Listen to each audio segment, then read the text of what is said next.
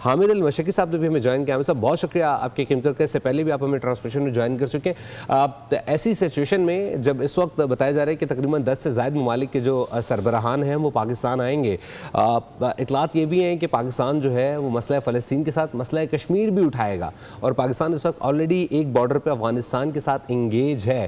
How do you see this situation, how it can be beneficial for Pakistan?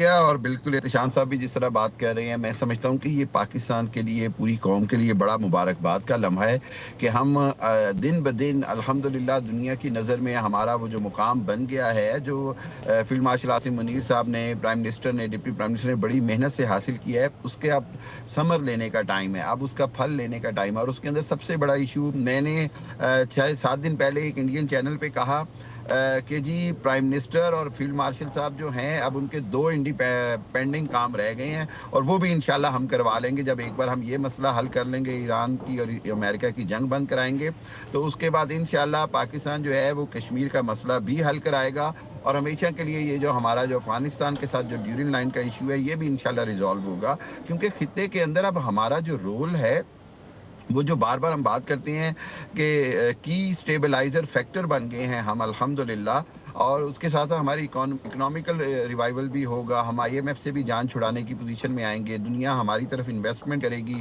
ہماری کراچی اور Gwadar ports دوبارہ active ہوں گی انشاءاللہ, Iran Pakistan gas pipeline active ہوگی.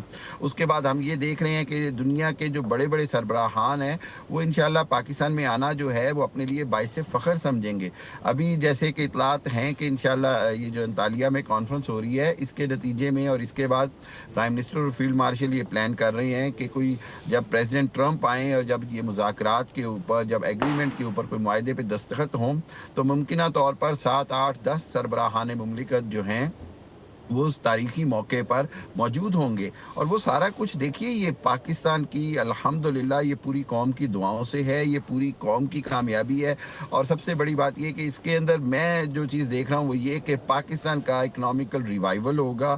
اور آپ دیکھیے کہ پاکستان نے تیسری عالمی جنگ رکوائی, پاکستان نے ثابت کیا کہ عرب ممالک جن کو اسرائیل کی پوری کوشش تھی کہ اس جنگ میں گھسیٹا جائے, پاکستان نے اس کو روکے رکھا. عرب ممالک, میں ان کی دانش مندی کو بڑا اپریشیٹ کرتا ہوں, انہوں نے پاکستان کی بات سنی اور اس کے نتیجے میں اس جنگ میں کودے نہیں, ورنہ اسرائیل کی کوشش یہی تھی کہ اس کو ایران اور مسلم عرب ممالک کی جنگ بنا دیا جائے اور پھر خود بیٹھ کے تماشا دیکھا جائے.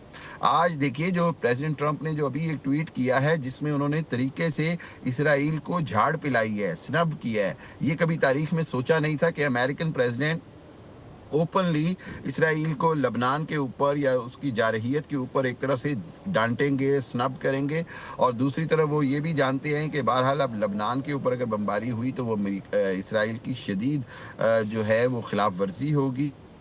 ایک آپ کو بڑا امپورٹنٹ پوائنٹ بتاؤں کہ ایران نے بڑی اچھی ٹائمنگ پہ آبنائے ہرمز کھولی ہے. فیلڈ مارشل صاحب نے اسی پہ کام کیا تھا کل کے دن میں تہران میں ہے, وہ فرانس کانفرنس ہولڈ کر رہے ہیں جس کا مقصد یہ تھا کہ جی آبنائے ہرمز کا ایک طرف سے ایران نے روک, دوسری طرف امریکی بلاکیڈ ہے, تو یورپ اور برطانیہ مل کر کیا پالیسی بنائیں گے. تو اب ان کے لیے بڑا کلیئر ہو گیا کہ جی وہ پالیسی جو ہے اس میں ایران کی طرف سے اب مکمل طور پر کھول دی گئی ہے, بارودی سرنگیں ہٹا دی گئی ہیں, امریکہ بلاکیڈ ختم کر رہا ہے. آج 1.5 گھنٹے میں آئل پرائسز میں 13% کمی آئی ہے, $89 بیرل پہ چلا گیا ہے, $110 سے 107 پہ آیا, پھر 103 پہ آیا, پھر 93 پہ آیا, اب 89 کے اوپر آ گیا. یہ تقریباً $85 تھی پرائس جس دن جنگ شروع ہوئی. سو آپ دیکھیے کہ کتنا امپورٹنٹ تھا آبنائے ہرمز کا کھلنا. اور وہی بات جو میں اور احتشام صاحب کئی جگہ کہتے ہیں کہ یہ پوری دنیا کو پاکستان کا مشکور ہونا چاہیے, شکریہ ادا کرنا چاہیے کہ ہم نے پوری دنیا کو ایک بہت بڑے معاشی بحران سے بچایا, اور دوسری دنیا کو تیسری عالمی جنگ سے بچا کر تباہی سے بچایا.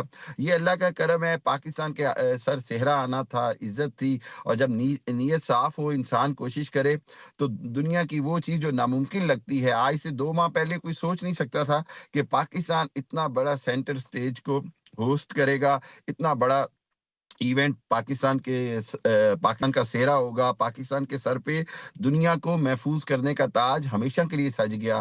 پاکستان نے امریکہ کو بہت بڑی فیس سیونگ دی ہے. امریکہ خود اس جنگ کی دلدل میں نیتن یاہو کی مکاری کی وجہ سے پھنس چکا تھا. سو میں سمجھتا ہوں کہ یہ great news for the country, great news for the world, great news for the south Asia. اگر سبسکرائب کریں اور بیل دبائیں تاکہ کوئی خبر رہ نہ جائے.